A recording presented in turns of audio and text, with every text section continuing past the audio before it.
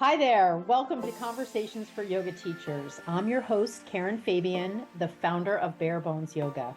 If you're a yoga teacher who wants to feel more confident when you teach, sharing clear cues, moving freely and confidently around the room, and creating solid, amazing sequences, you are in the right place.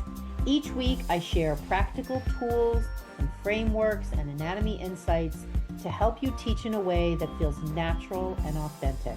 Some episodes feature guests and some are solo teachings from me. Now, if you want more support, all you need to do is check the link in my Instagram or TikTok bio for freebies and my top programs, the Yoga Teacher Confidence Club and the Yoga Anatomy Accelerator. On both platforms, you'll find me at Bare Bones Yoga. Ready? Let's dive in. This is just a quick intro before the episode begins. Today we've got my guest, Ann Swanson, and she and I will be talking about not only the contents of her book, The Science of Yoga, but we'll also be diving in a number of lessons around movement, healthy movement, anatomy, teaching yoga. So stay tuned for this exciting episode. And don't forget to check the show notes for important links that'll help you bring even more learning to this experience of watching this particular episode. Thanks for being here. We'll get started in a minute. Hi there. Hi, let me just change my speaker to this. It is great. Thank you. Oh, it's not plugged in. That's why it's not showing up. I know the electronic part of this is sometimes challenging. Awesome. I'm so glad to see you. So glad that we have this chance to get together. And I've been avidly diving into your book as I've been preparing for getting together with you here. So amazing, amazing. So yeah, just let's see how that sounds. Sounds good. Is this better? Yeah, this is the mic. Great. That is Okay, great. good. That is great. Well, welcome. Thanks. It's so nice to meet you. Yes, so nice to meet you too. I always love when I have these connections and we're able to find the time to do it on the podcast here, get together and find out more about you and give you an opportunity to share your expertise. It's certainly an area that I have spent like my whole life up until this point, just about studying. So it's definitely something that's near and dear to my heart. So welcome, welcome. Why don't we start out? Why don't you, for people who aren't familiar with your work, just give me a little bit of background about who you are and what you do. Yes, my name is Ann Swanson. I wrote the book Science of Yoga, and there's a recent second edition. Yes, the second edition with the purple cover now just recently came out. I've written also another book with the same publisher. It's called Meditation for the Real World. And I have a master's of science in yoga therapy. So my journey really started though way back when I myself dealt with a lot of pain and anxiety. So as many people, I turned to yoga and then wanted to share it with other people because it worked for me. And I studied Tai Chi in China and yoga in India and was pretty convinced that I needed to understand the anatomy, the physiology, the research, the neurology behind how yoga works in order to be the best yoga teacher I could be. So I came back to the US with my undergraduate in art degree, art. So I did not have that science background. And I started from scratch with the pre-med course load and worked in a cadaver lab and became a massage therapist and ultimately earned my Master of Science in yoga therapy. So that's kind of how it came together, both the art and science. You know, the book Science of Yoga, both of my books incorporate a lot of beautiful images. I got to work with some of the best artists in the world. So it came full circle for me to combine both the art of yoga and the science of yoga. Interesting. I'd love to know a little bit more if you're willing to share. I feel like that inspiration to shift from practicing yoga to teaching yoga because it helped the individual so much. I feel like that is somewhat a common experience of teachers, but the experience of each individual teacher can be so different. So tell me a little bit about what was happening for you that you felt yoga was really a match to help you move forward. I dealt with chronic pain since I was a teenager, and I actually didn't realize I had something different than other people until I got to college, and I realized that not everybody was feeling debilitating pain if they ate foods that were inflammatory or stayed up too late studying, or, I had a glass of wine, immediately pain. So for me, this pain, this joint pain, systemically, it was like related to inflammation. And I then started approaching different ways to help it. And the thing that helped me most was mind body practices and meditation. And we know that when pain becomes chronic, when it's persistent like that, that it's not just the body. It's actually a misinterpretation of the brain, misinterpreting the alarm signals that the body's sounding. They're not really something that needs to be addressed. It wasn't, I didn't have something going on in my body at age 18. The arthritis was not there at the same level as it is now. So it was my brain's misinterpretation of that pain. So working with the mind has been a really big part of that. The other thing is anxiety. Ironically, when there's a problem in the body, like the pain, the solution's often in the head, with meditation and that mindfulness aspect. But when there's a problem in the mind, like anxiety or a problem, the mental health, the solution's often in the body. So that physical movement aspect of it made a huge difference for my anxiety. Mhm. It's interesting. I spend a lot of time on TikTok, more as a consumer than a creator, although I do have a TikTok page. I get way more traction on my Instagram with respect to what I do, the work I do. But I love TikTok as a consumer, and there are so many young people on TikTok with anxiety, with joint pain, with Yes. inflammation. There's this girl that I see occasionally pop up on my page that has abdominal distension to the extent that she looks like she's pregnant. And when I go into the comments and I see all these women that comment, I have that every time I eat, I have that too. Why doesn't that go away? I am just struck by just the preponderance of inflammatory type and Yeah. anxiety, which sort of goes together.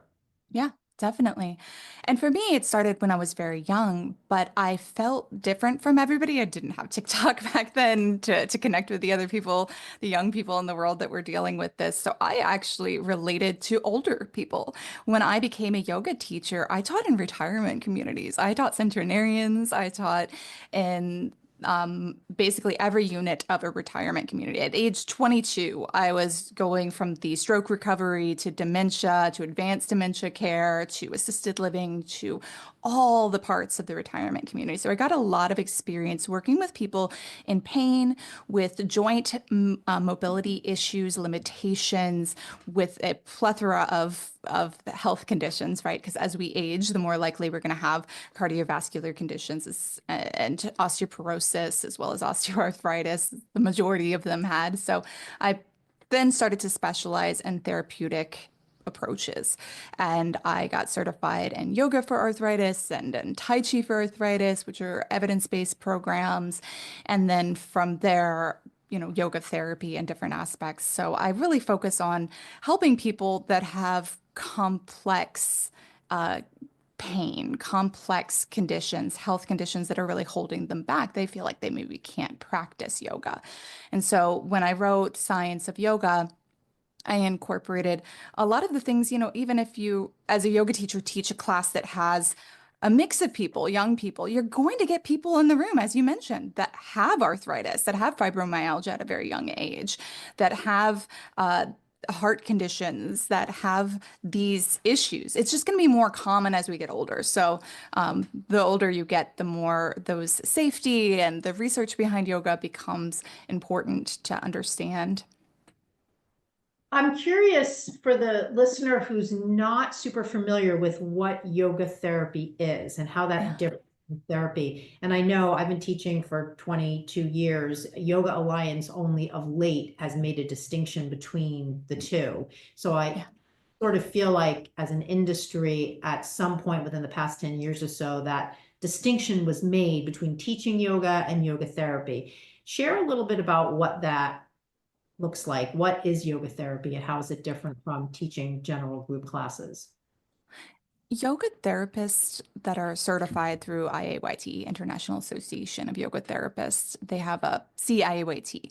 Basically, that is 800 hours of training that is much more in depth in the physiology, the philosophy, the research, and the application of the therapeutic principles to develop a therapeutic relationship. It's equivalent to a master's degree, and I did the only master's degree in yoga therapy. So that's it currently. And I did that program. And I'm glad I did the master's degree version of it because it really is the amount of in-depth research, the things you need to learn are equivalent to a master's degree. And I work a lot, as I said, with people with really complex conditions. I mean, I get referrals from nurses and physical therapists and people who say, you know, I've worked with them. This is what I do with them. Can you expand on it? Because it's that mind-body connection. It's the multifaceted approach that yoga has. And when you develop that therapeutic relationship, when you work with somebody one-on-one or in a small group of people, maybe that have arthritis, when you're working with them in that capacity, then you can really approach these complex issues like pain, which the medical system doesn't have clear answers for.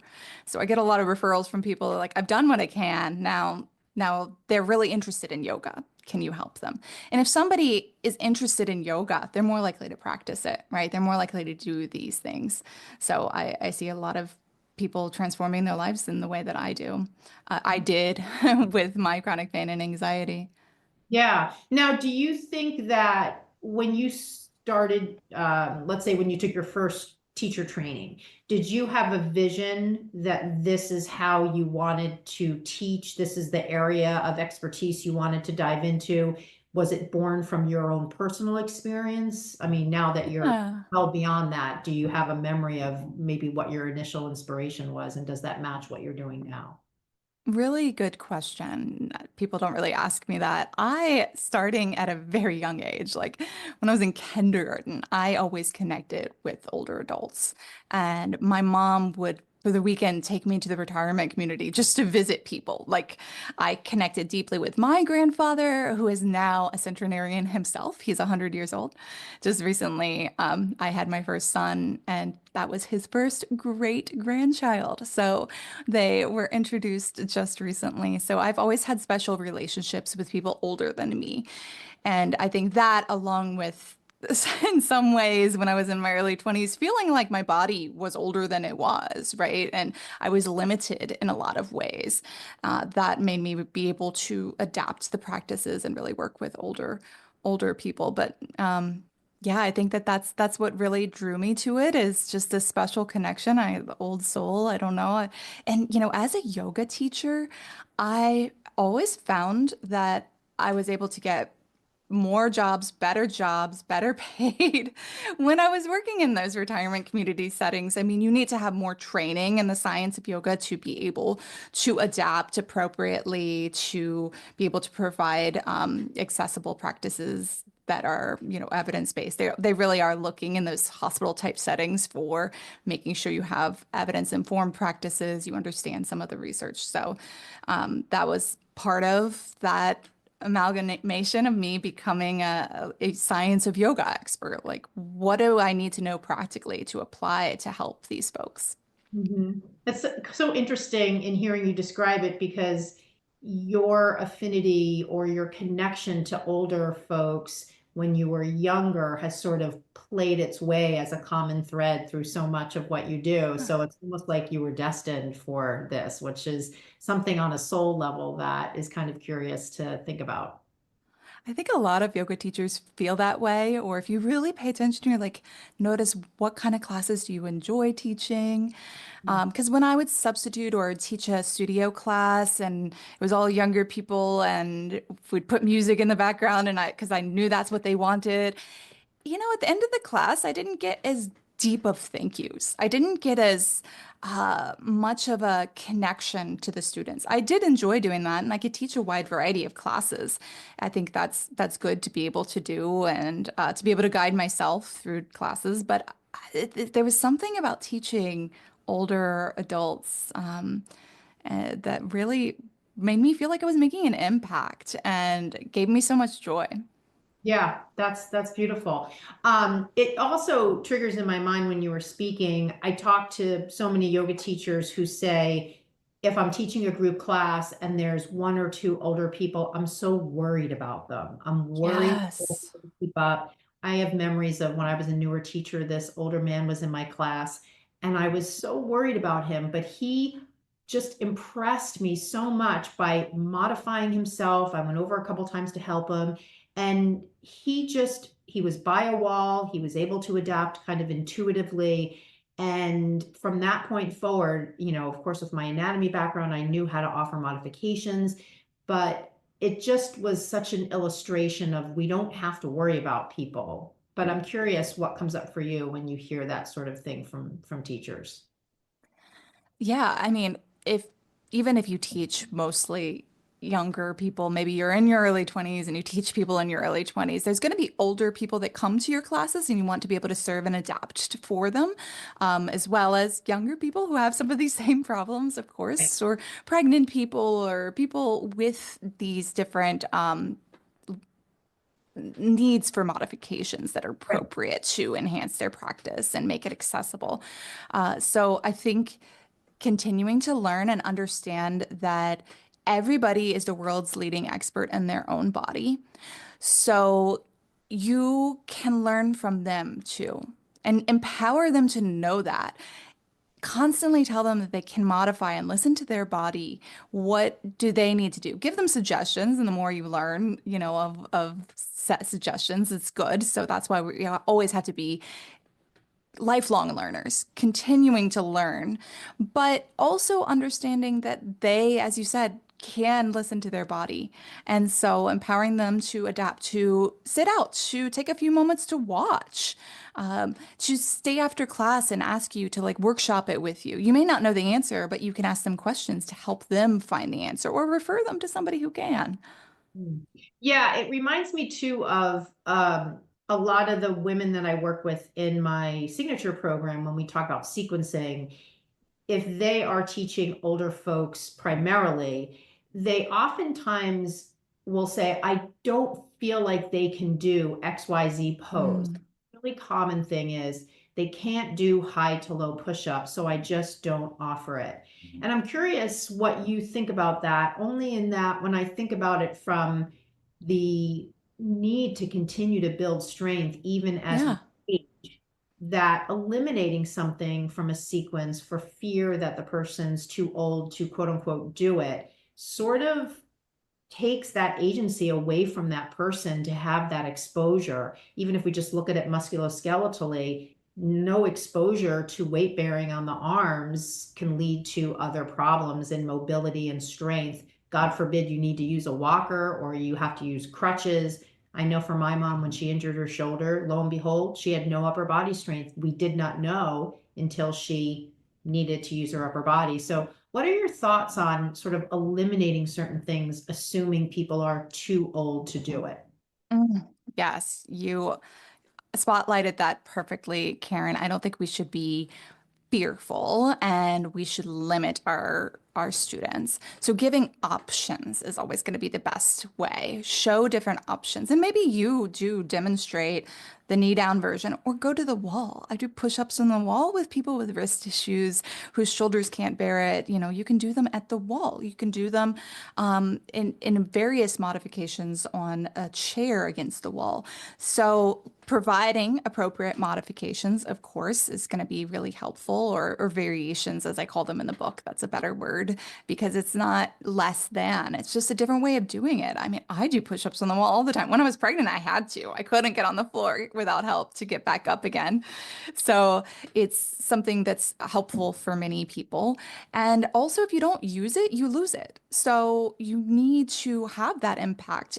When we talk about working with people that have limitations or older adults, it doesn't just mean gentle, relaxing yoga. Actually, I think it means more strengthening yoga. More balance and fall prevention is huge. When you fall, the impact is on your entire life. You start to go downhill from there based off of the research. So if we can help people feel empowered to not have that fear of falling that makes them stiffen up, that holds them back from doing the things they love, like gardening, then we can make a huge impact in their life. If we can teach them how to get up and down from the floor, that's a skill that you need to learn. And yoga teachers can teach that. That's something I teach to almost all of my students. If they are not able to do that, we pretty much learn how. Even if you need to have help with the chair or the wall, you need to be able to get off the floor if you fall to go call, right? So it could be life-saving. So we want to work on strengthening and those critical skills as well as balance and fall prevention. So get stronger. I mean, give variations. Let me give an example. Maybe I would teach a class in the retirement community, and it would be mixed sometimes, although I taught at the different units. There would be a mix. There'd be some people in a wheelchair and some people that could be on the floor, and some people that maybe needed to hold on to the chair for balance. So we'll say we're doing like chair pose. The person in the wheelchair, and actually probably get everybody to sit in the chair for a moment. We're all going to practice squeeze your glutes, and you can do this as you're listening right now. Squeeze your glutes and thighs. Feel yourself lifting up as if you're trying to get out of the chair. Even if they haven't gotten out of the chair for years, they know that feeling of trying to get out of a chair. You're going to feel your core lift. You're going to lean slightly forward. Engage. That's their chair pose. We all practice that. The people in the wheelchair are going to keep practicing that and going in and out of that as we continue to progress the class. The people maybe seated in the chair are now perhaps going to hold the side of the chair and try to lift up to standing and back down to seated. That's a skill that could save their life. That's their independent skill, being able to get in and out of the chair. And then the folks that now feel comfortable with both of those options are going to come up and stand into chair pose or hover over the chair, knowing they can sit down when they need a rest. So we can teach those various options all in the same class, but maybe start everybody with the base option. Even squeezing your thighs, that's something we can all do when we're sitting in our chair at the desk too long. So it's not lesser than.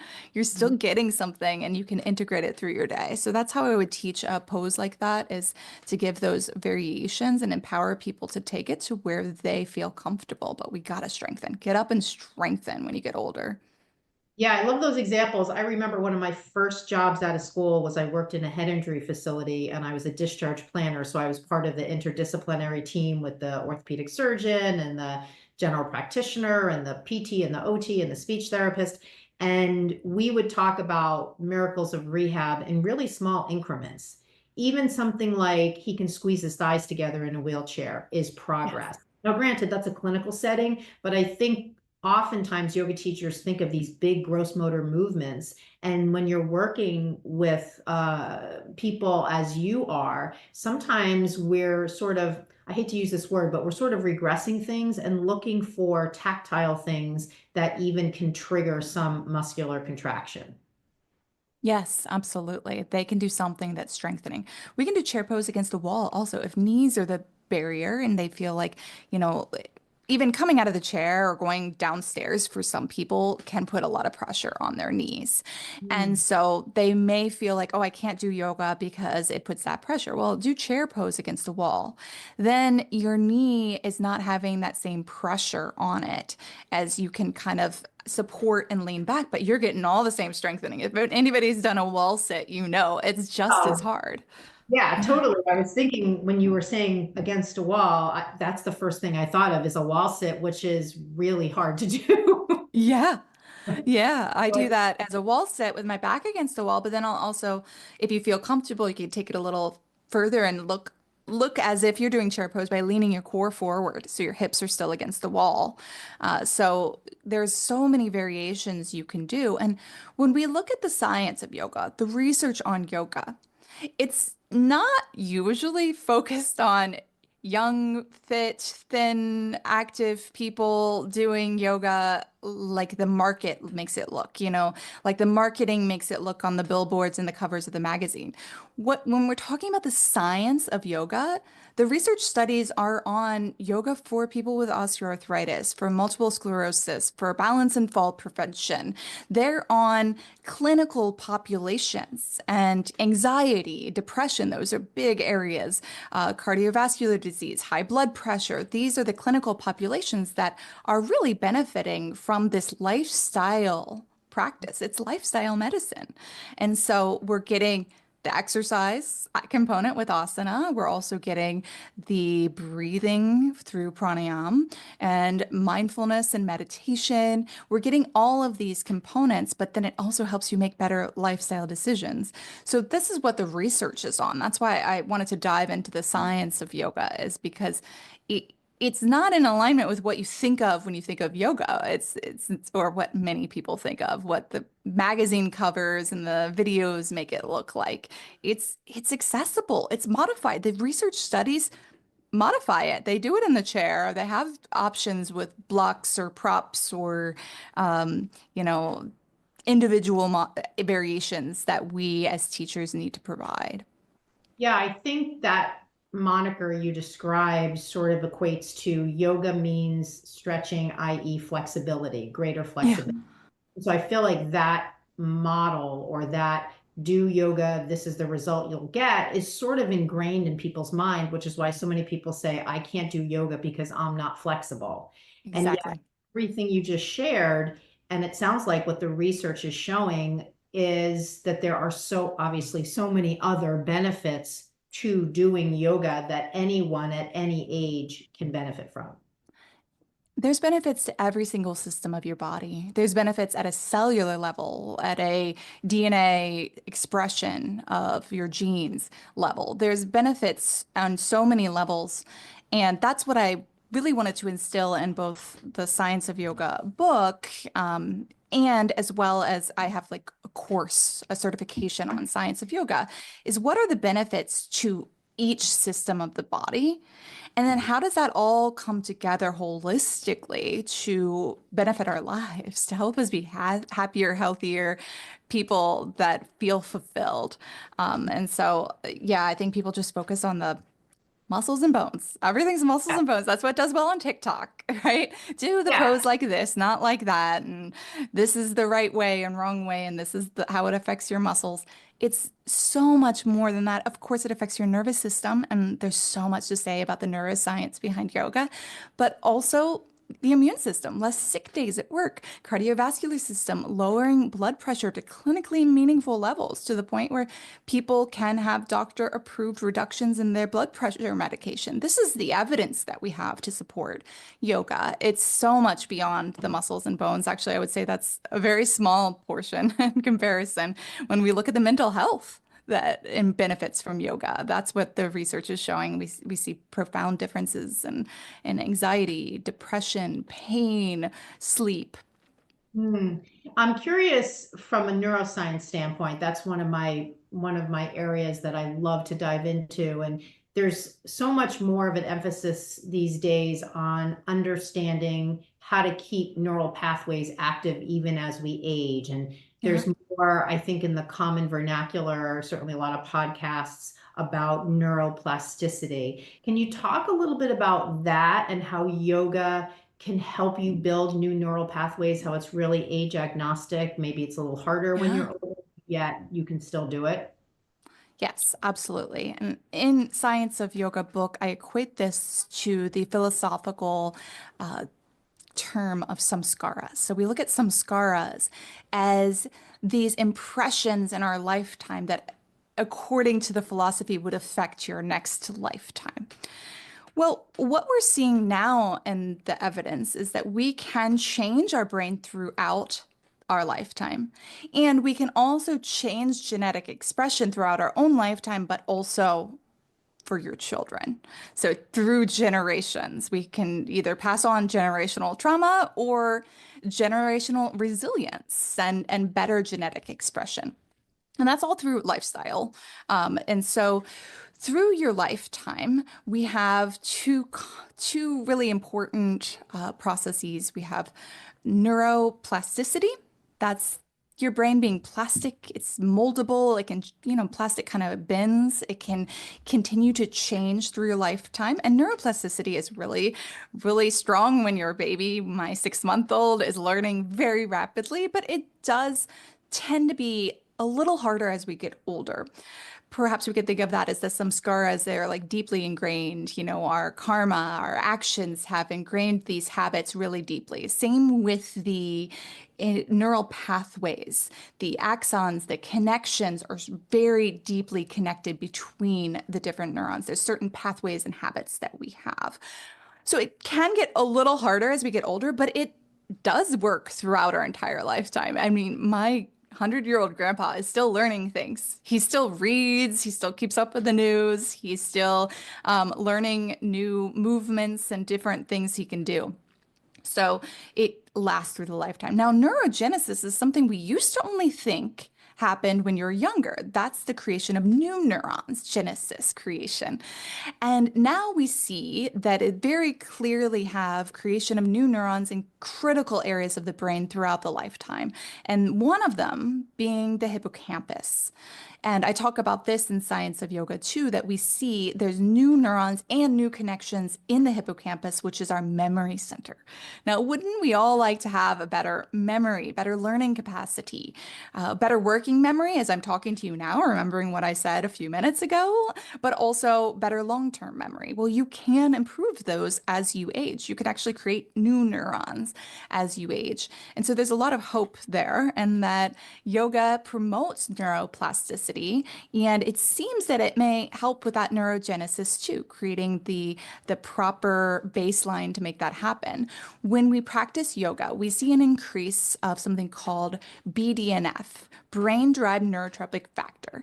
This BDNF is going to help facilitate neuroplasticity. So the more we have it, the more able we are to create good habits, to have those better engraved pathways that are in the direction we want to go to have healthier habits. So that happens throughout the lifetime.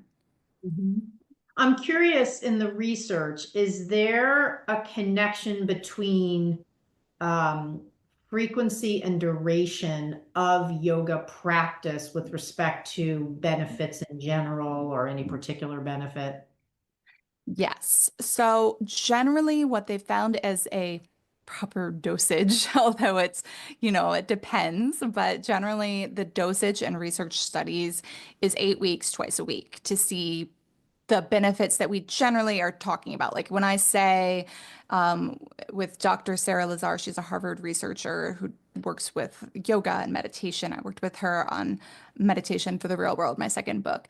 And when I talked to her about it, we integrated a lot of her research where they saw that there's changes in 8 weeks for the brain in critical gray matter areas. So the density of the prefrontal cortex increases, the insula, critical areas of the brain increase. So basically, 50-year-old meditators had brains similar to 25-year-old non-meditators in some of her research. And that was, 8 weeks. That's what we typically are doing in research. And generally, it's a full practice, but sometimes it has homework of 20 minutes or something smaller like that. But what we're seeing now is more and more research coming out of these smaller little moments, 5-minute practice or 10-minute practice. And there seems to be promise in that, just because that's the established thing in the research all the way from the early 2000s and 90s. We did about that duration and frequency doesn't mean that's what you need necessarily. That's just what we see for those clinical results in eight weeks generally. So we're seeing that like 5 minutes, these what I call yoga snacks. And I call it yoga snacks, not just because it's like a little break, but because that's what the exercise science world is calling those little breaks that we do through the day of movement. They're calling them exercise snacks. I've heard this on, I'm forgetting her name. She has the really long hair. She's the Rhonda Patrick. I've heard it on her podcast. Yeah. I've heard Yes. Huberman and a lot of them talk. They Oh, use, they all copy Rhonda Patrick. She's yeah. awesome. So, exercise snacks are less than 15 minutes generally, depending on the researcher. All the researchers have different descriptions of it, but some of them are as short as 30 seconds. Some of them are, running up the stairs in your midday, or one really well-researched one is 10-minute walk after you eat. And we even find that 2 minutes of walking after you eat makes a profound difference because when we eat, we have a blood sugar spike. The glucose levels go up. They're in our blood, they're free floating. And then we could possibly have that crash, that afternoon crash. You have that sugar crash and you feel fatigue and maybe moody. That's when you have a really high spike and then you have a crash. So to prevent that crash and also those high spikes, which we now know are involved not only in metabolic health and diabetes, but also inflammation. They cause inflammation. So if we want to prevent some of those really high spikes and that subsequent crash, then we can just walk after we eat. 10 minutes. Walking meditation, just go for a walk with your family and chit chat for 10 minutes. That's all you need to do. Well, 2 minutes makes a big difference too. And it doesn't have to be walking because the whole philosophy is that you're using the biggest muscles of your body. So you don't have time to go outside and walk or go pace down the hallway. Maybe you have less room. That's great. You could have your yoga mat, do some sun salutations. We even find doing chair poses, very short practices, 30 seconds, less than a minute of chair poses every 20 minutes to break up long, prolonged sitting. We sit in that sedentary lifestyle for so long. If we break that up, we improve our cognition, our focus, cerebral blood flow. So when you've been sitting for so long at your computer, just get up and do some chair poses. Do what I said before, come in and out of it standing from a chair. That can make a big difference in your cognition as well as your blood sugar spikes. So I've been integrating these more and more into my life, spreading these short little breaks through the day. And students love this too because it takes the pressure off. It's not a whole hour of yoga that you need to do to make a difference. Yeah, I usually walk my dog after I eat my dinner, and that's how I integrate that 10-minute walk. And it sort of reminds me or kind of makes me laugh because yes, I remember when I started taking yoga classes, the class was 90 minutes. You almost never see a 90-minute class anymore on schedules. And between getting to the class, taking the class, and coming home, it was like a 3-hour pilgrimage. And this was like 1999, 2000. And now everything that I do is very much like you're outlining. It's like 20 minutes of this or 10 minutes of that, maybe a 30-minute run, but everything else is sort of chunks. And this concept of exercise snacking or yoga snacks makes it easier for people to blend it into their day, right? Yeah, it makes it so much easier for my clients, my one-on-one clients, as well as students. They're like, oh, I can do that. That's one of those barriers to movement is I don't have the time. Well, you do. You can do it as a break, in between. You arrive to pick up your kids from school, you have a couple minutes waiting for them, do a little meditation, do some wrist yoga, because I know that's one area that I have a lot of issues with if I don't do my wrist and hand yoga. Do that right there in the car. So we can integrate these little snacks through our day and it makes a profound difference, especially in our anxiety too, as well as chronic pain like I deal with. Yeah, I'm curious too. I mean, certainly as people age, the kind of not emergence, but the incidence of either an acute situation that turns chronic or a chronic, you were talking about metabolic health. So the first thing I think of is diabetes. The other thing I think of is cancer, even cancer that's detected early and treatable. Then you go into the mode of, well, how do I prevent a recurrence, that type of thing. What research have you come across that speaks to cancer mitigation, either within a treatment protocol or post-treatment and remission, kind of keeping the body healthy to prevent a recurrence? Is there anything that comes to mind that? Yeah. So first I want to say that between the first edition of Science of Yoga 6 years ago and the second edition that just came out, I updated some of the things. And I looked at one particular area is you look at like bibliometric analyses, and that's like looking at all the research done on yoga, and you see what's the trends in research. So A meta-analysis of sorts. well, they're looking at all the meta-analyses, they're looking at how many yoga studies were there on cancer, how many were there on high blood pressure, cardiovascular, musculoskeletal. And it used to be, the highest area was mental health and cardiovascular and musculoskeletal. And that's what I had in the first edition of the book. Now, cancer, I believe it's number one. Maybe it's mental health and then cancer. It really jumped up there. It wasn't even on the top list for the first edition, but cancer care is a huge area of growth in yoga research right now. And so what we see is that yoga is often done as adjunctive alongside traditional medicine. And traditional medicine, chemo is really tough on the body. So if you can do things that are going to help lower inflammation, stress, improve sleep, improve pain, it's a game changer. So we're seeing really big impacts in that area. And then as far as prevention, whether it be of cancer, cardiovascular disease, these big killers, we see that yoga has great potential for prevention.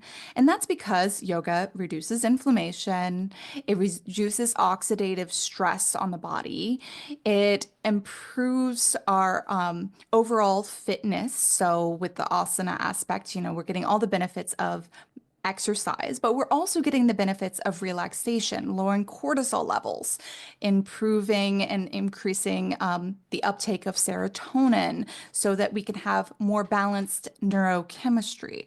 So it has great benefit for prevention also. It's a little harder to do research on prevention. With cardiovascular, we can see that, we're lowering the precursors and the things that we're concerned about, like high blood pressure and cholesterol. We could see these really clear metrics, but it makes sense that it would also be preventative for many cancers if you can lower that load.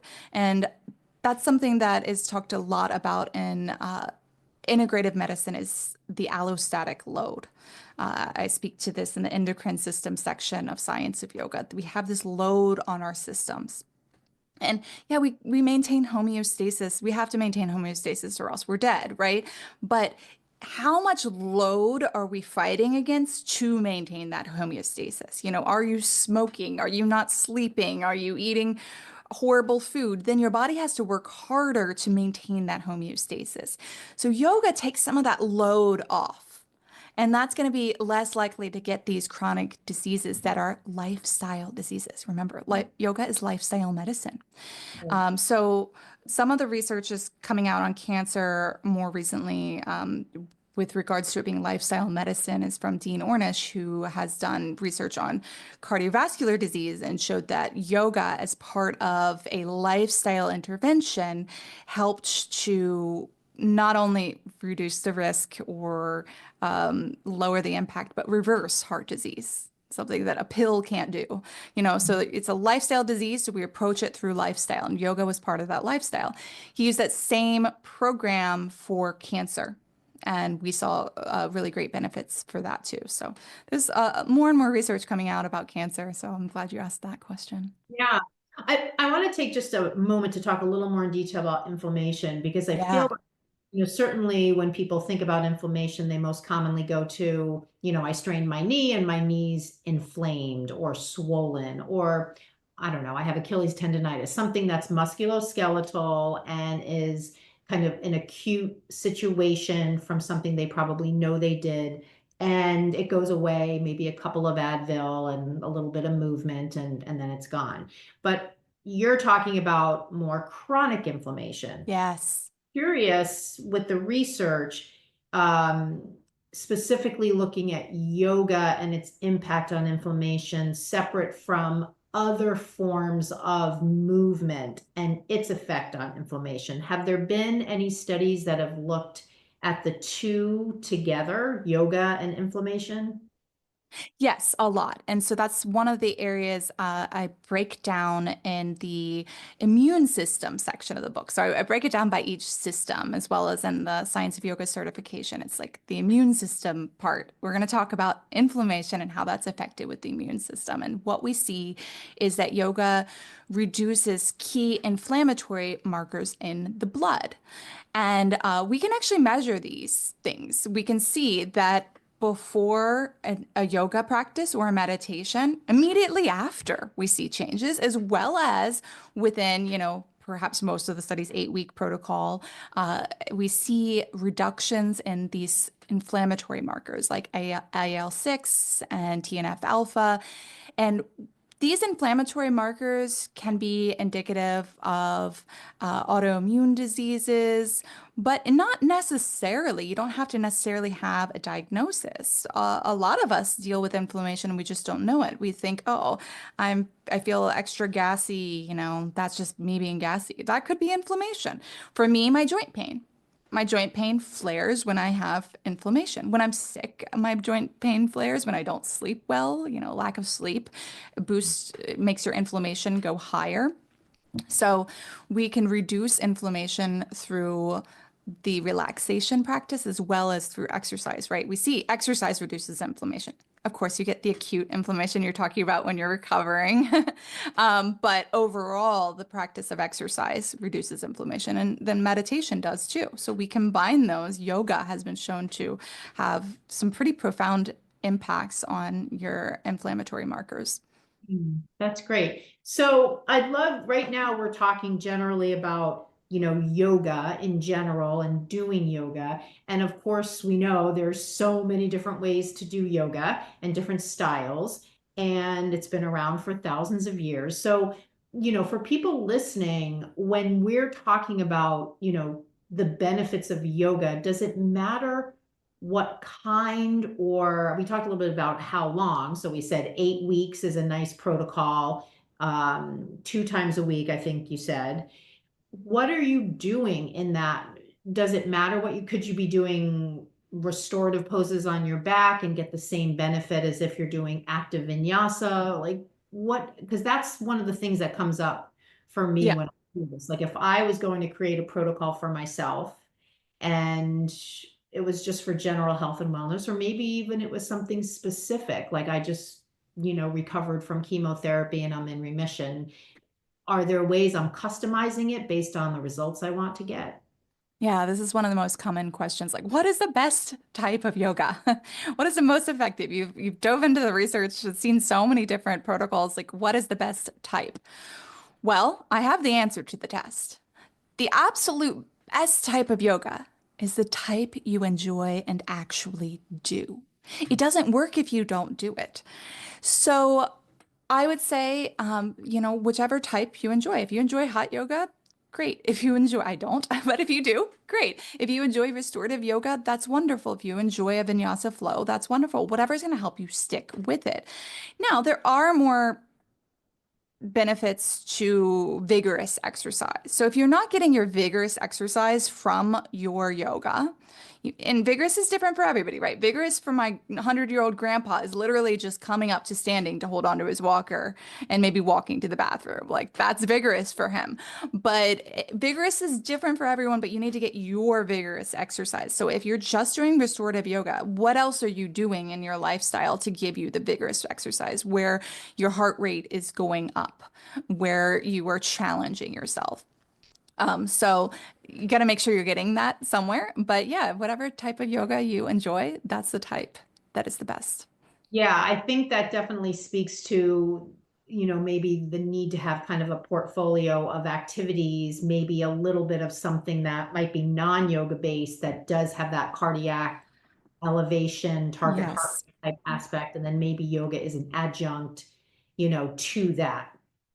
Yes, and that was one of the things I dove into for the second edition of Science of Yoga is I was like, can you actually get your recommended cardiovascular, cardiorespiratory like limits? Can you get to 50 minutes, and get to 75% to 80% of max heart rate? Can you do that through yoga? Through sun salutations would be the way that we really get our heart rate up. And Based off of the research, the answer is yes. You actually can, through sun salutations, reach that higher heart rate. That they measure it in METs, and they see that some people were able to. However, I've tried it myself. I can't personally. I, wore the heart monitor and like really tried to get there. It was too much on my wrist to do it through sun salutations, right? Like jogging was an easier way for me to get that for my body's limitations. It was too much impact. So I think that some of my older adult students can get that through a chair sun salutation. They don't even need to get on the floor. They can get that higher elevated heart rate that is recommended.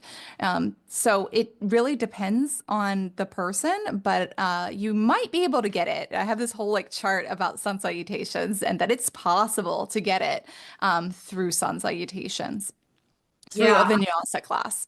Yeah. I noticed for myself, I really can't get to my target heart rate doing yoga. And even recently, I started running outside since I live in Boston and the weather is a little bit better now. And it's even hard the way I'm running, like I'm not running fast enough because I've had 6 months of not running outside all Hmm.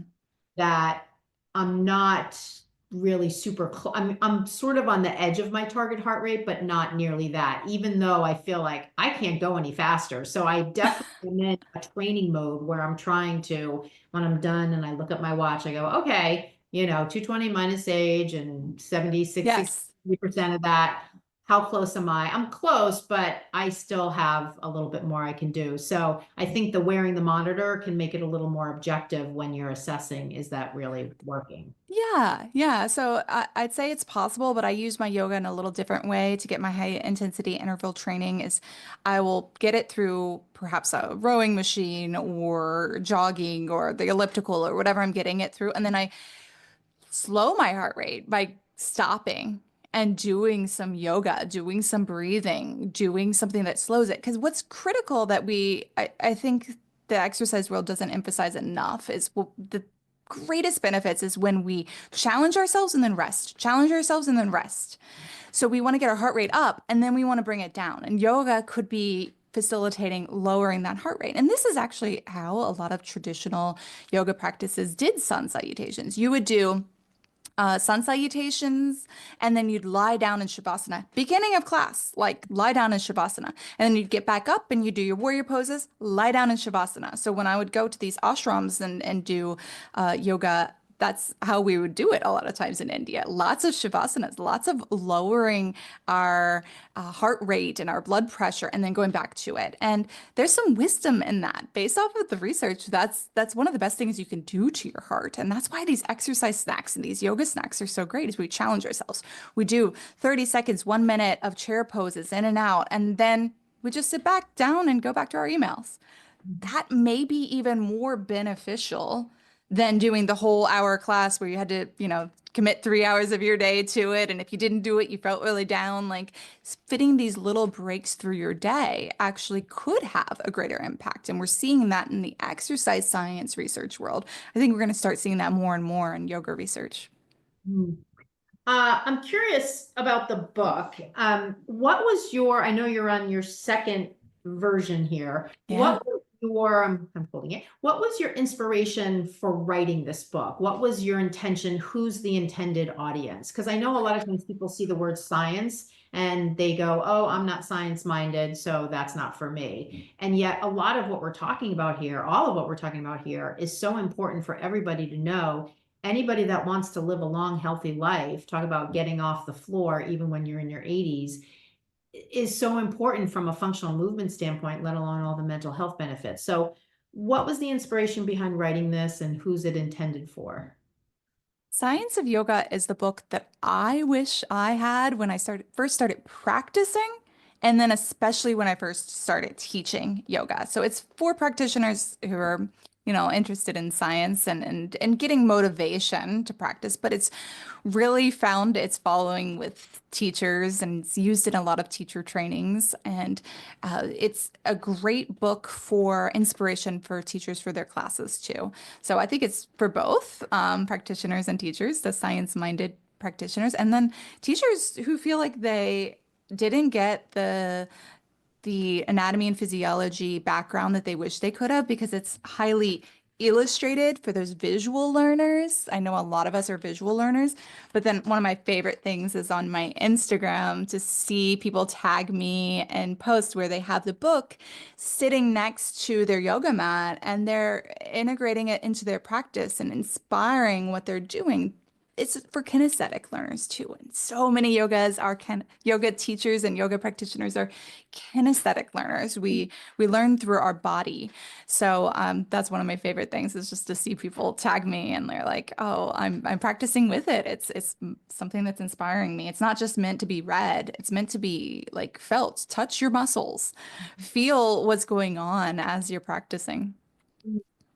So one of the things I'm also thinking of as we're talking, I mean, obviously we're talking about so many benefits you get from yoga. If we put ourselves in the shoes of not the student side of us, but the teacher side of us, right? Because most of my listeners are teachers. We have this limited time with the people who are coming to our classes to give them the sequence, cue them through the poses.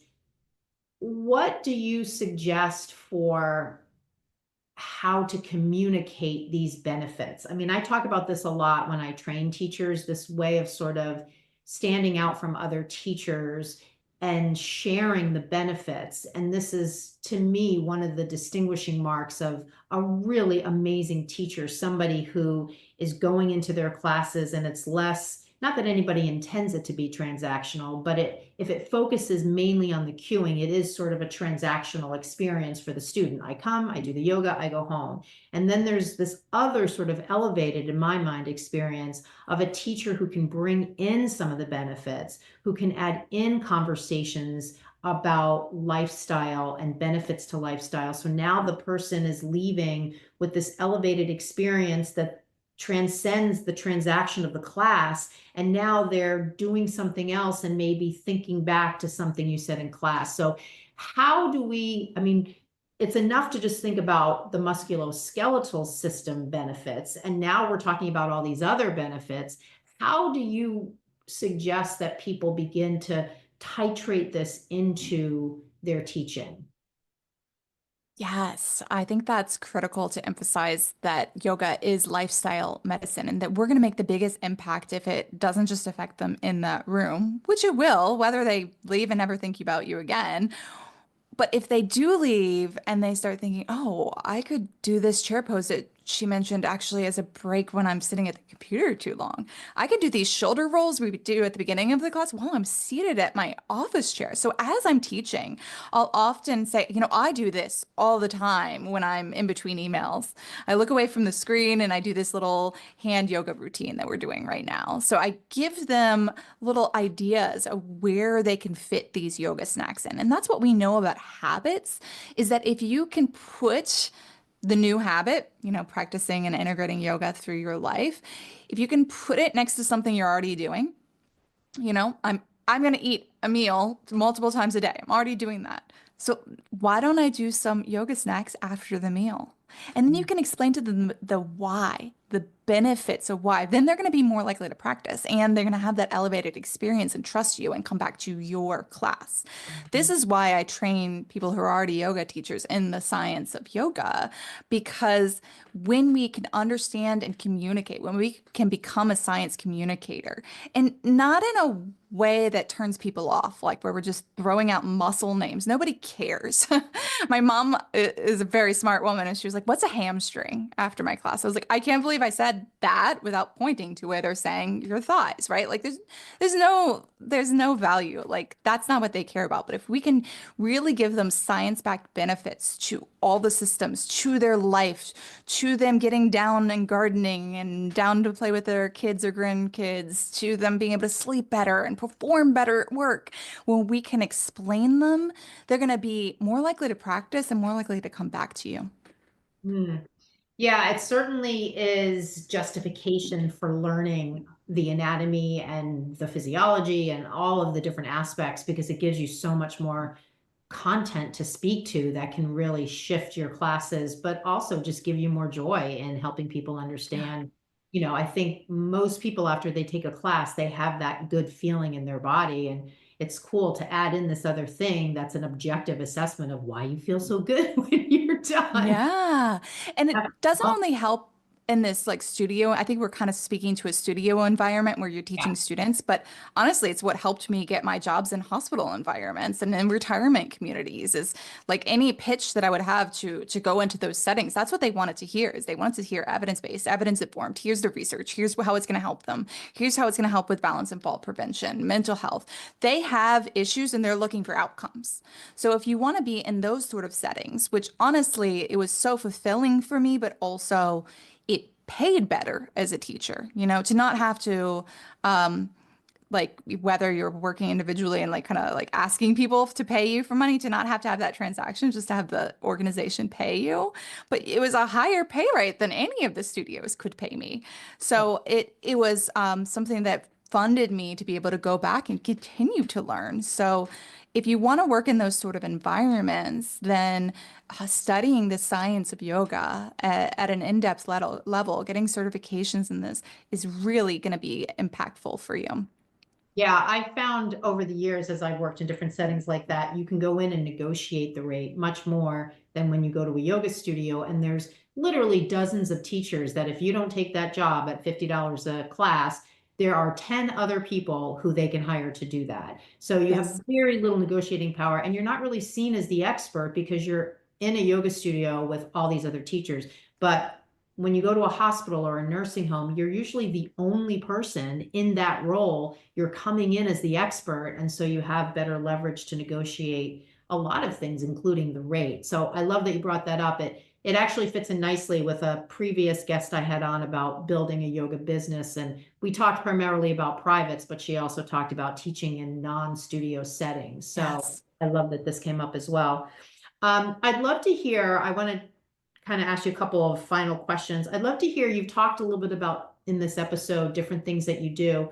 Just give us a sense of what kinds of, like, what does your life look like at this point? You wrote the book. It sounds like you've got a program. Just give us an idea of some of the moving pieces of, I want to say your business, but your life and your passion and what you love.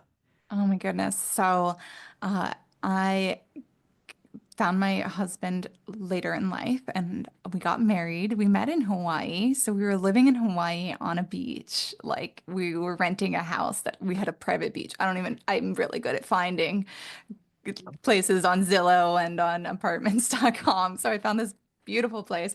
But then when I got pregnant, we moved to be closer to family. So we're in Washington State. Totally different vibe. And around Seattle area, we've decided just like yesterday. So this is like new info I'm sharing. We decided that the three of us, my husband, baby, and I, are going to buy an Airstream and start traveling the national parks. So Oh, that's going to be my life soon. oh, Yeah, so it's been a big shift for me having my first baby. And while I was pregnant, diving into the research and updating my Science of Yoga course in the reproductive area of how to teach for pregnancy, now that I had that embodied experience and I had a lot of complications, potential complications, that all turned out fine in my pregnancy that I was working with, like diabetes, gestational diabetes. And so that's one of the reasons why I've done this deep dive into metabolic health. So, applying it in my pregnancy was big and then that postpartum time, but I'm 6 months out now. My baby is 6 months old. So just getting back to teaching Science of Yoga certification. And I write books, so I have the Science of Yoga second edition. It came out during my maternity leave, which I can't wow. believe. I was like staying up late working on that book launch. And then I have my other books, Meditation for the Real World, that I worked with Dr. Sarah Lazar and integrated a lot of the cutting edge science on meditation. So that came out relatively recently too. Yeah, cool. I'll just say one little thing you might be interested in. I watched the whole series. It was a special series she did. Erin French, who owns a restaurant in Maine called The Lost Kitchen. And she is a pretty famous chef. She has a series about her restaurant in Maine called The Lost Kitchen, but she did like a 6-part series where she took a Gulf Stream from Maine all the way across the country. And she stopped in different culinary type locations, but the entire 6 series is all about living in the Gulf Stream, cooking in the Gulf Stream, all this sorts of thing. Mm.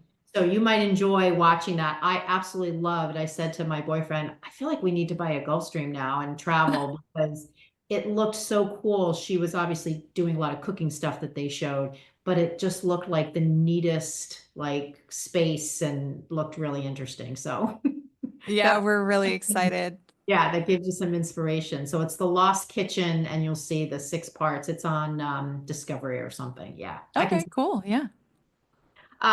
Okay, so let's do this. I would love to just tell the person who's listening, like, how do they find you if they're interested in enrolling in your certification? How do they do that? So what's your best suggestion for that? Yeah, so go to www.scienceof.yoga. So not .com, but .yoga. And you'll find out about the second edition of the book, how to get some freebies and get on the interest list for the Science of Yoga certification, which the next cohort starts May 13th. I think that's tomorrow and the day this is coming out. May, But May 13th. Well, today's May 6th. I thought today was May 12th Oh when we gosh, released that. no.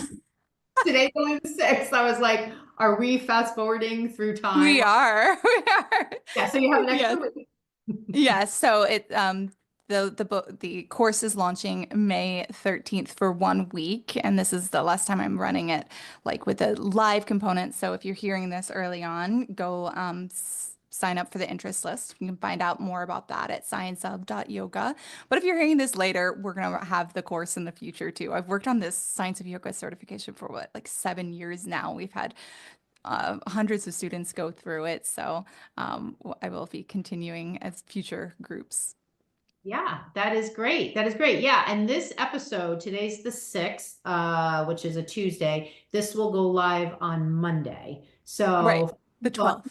yeah, so I usually get a lot of listeners the day an episode goes live. So who knows, maybe you'll pick up some new students who listen on that day, which would be the day before. Yeah, so we're all good. Okay. I don't know if you can clip out what I said because we got a little confused Yeah, there, yeah. but And your Instagram, I connected with you on Instagram. Just tell people I'll put it in the show notes, but since they're listening, what's your Instagram handle? at scienceof.yoga. At scienceof.yoga is my Instagram, and you can ask me any questions you have there. That's the best way to like be in direct contact with me. Ask me questions about the book, the course, just in general about Science of Yoga, something you read in the book, anything at all.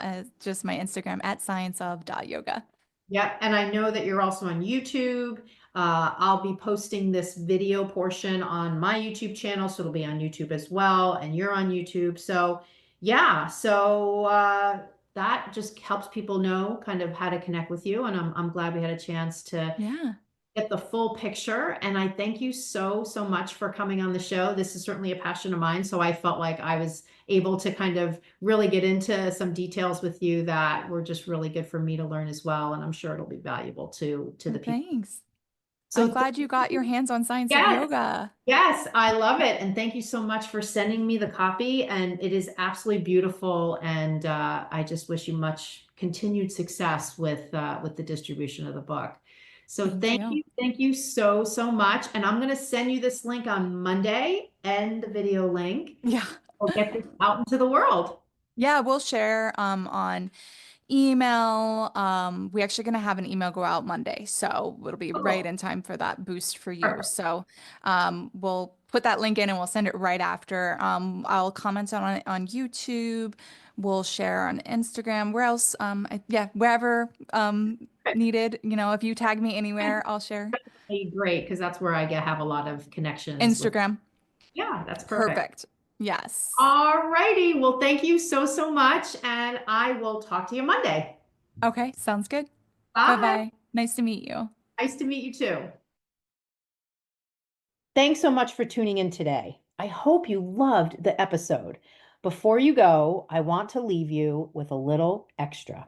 Even though we haven't met, I know what it looks like when a yoga teacher is ready for a breakthrough, ready to become the kind of teacher who walks in the room with confidence, shares cues with clarity and purpose, teaches thoughtful sequences easily, and truly enjoys teaching without stress, anxiety, or second guessing.